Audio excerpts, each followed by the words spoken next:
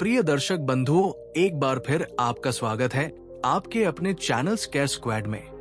आज हम आपको एक और अनोखी कथा सुनाएंगे।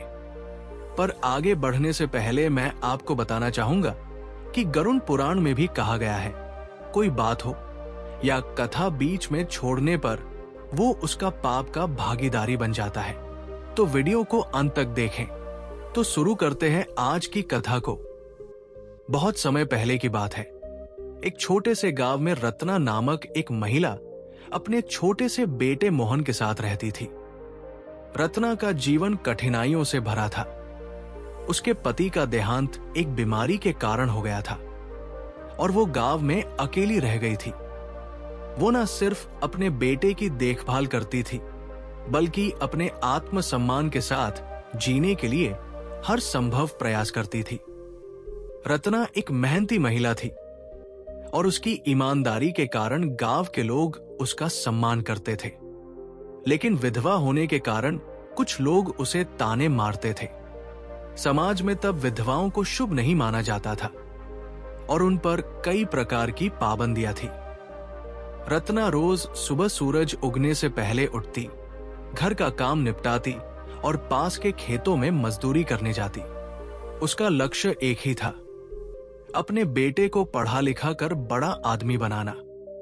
मोहन अभी छोटा था, लेकिन उसकी आंखों में बड़े सपने थे। मां की मेहनत और संघर्ष देखकर उसके भीतर भी आत्मविश्वास जाग उठा था। वो जानता था कि उसकी मां सिर्फ उसके लिए कठिन परिश्रम कर रही है। गांव के स्कूल में मोहन पढ़ाई करता था, लेकिन वहां शिक्षा सीमित थी। रत्ना को चिंता थी कि कहीं मोहन भी बड़े होकर गांव के अन्य बच्चों की तरह खेतों में मजदूरी न करने लगे।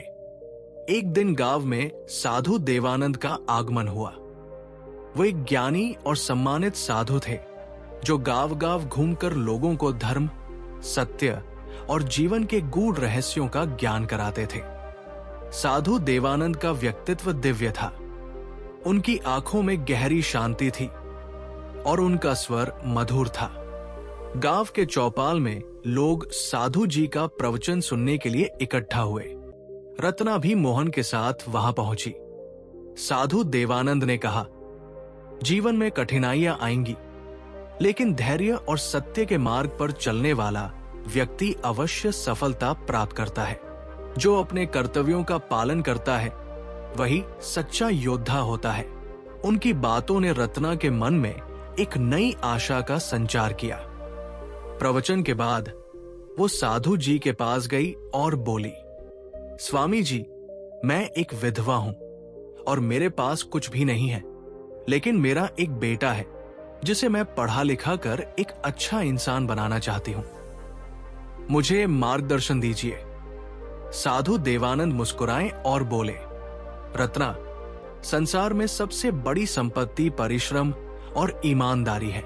अपने बेटे को सच्चाई और मेहनत का पाठ पढ़ाओ।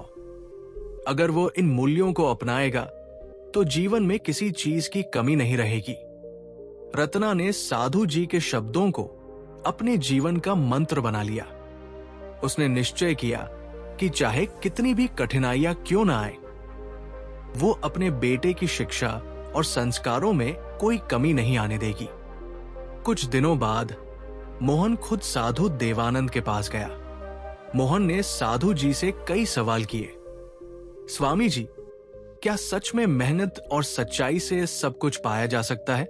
साधु देवानंद ने कहा, बिल्कुल बेटा, जीवन में सफलता का कोई शॉर्टकट नहीं होता।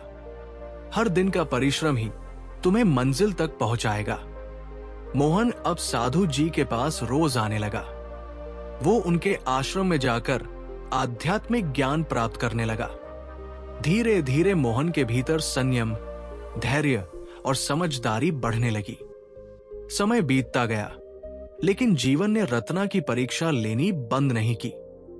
एक बार गांव में भयंकर सूखा पड़ा। खेतों में काम बंद हो गया और लोगों के लिए भोजन का संकट खड़ा हो गया। रत्ना के पास बचत के रूप में कुछ भी नहीं था, लेकिन उसने हार नहीं मानी। वो गांव में लोगों के घर जाकर सिलाई का काम करने लगी। किसी ने उसे ताने मारे तो किसी ने कहा कि विधवा होकर काम करना शुभ नहीं है। लेकिन रत्ना को अब इन बातों से कोई फर्क नहीं पड़ता था। वो साधु देवानंद के प्रवचनों को याद करती और अपने कार्य में लगी रहती। मोहन ने अपनी पढ़ाई पूरी की और गांव के पहले पढ़े लिखे युवकों में से एक बना।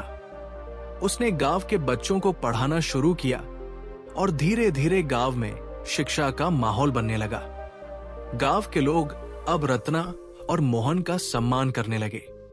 लोग समझने लगे कि सच्चाई और मेहनत से जीवन में बदलाव संभव है। साधु देवानंद के आशीर्वाद से मोहन ने एक स्कूल की स्थापना की और गांव के बच्चे अब दूर दूर से वहां शिक्षा के लिए आने लगे। इस कहानी से हमें ये सीख मिलती है कि जीवन में कितनी भी कठिनाइयां क्यों ना आए, अगर हम सच्चाई, मेहनत और आत्मविश्वास के साथ आगे बढ़ते रहें तो सफलता अवश्य मिलती है। साधु देवानंद का आशीर्वाद और रत्ना की मेहनत इस बात का प्रमाण है कि सही मार्गदर्शन और कठिन परिश्रम से किसी भी परिस्थिति का सामना किया जा सकता है। रत्ना और मोहन की ये कहानी आज भी गांव के लोगों के लिए प्रेरणा का स्रोत बनी हुई है।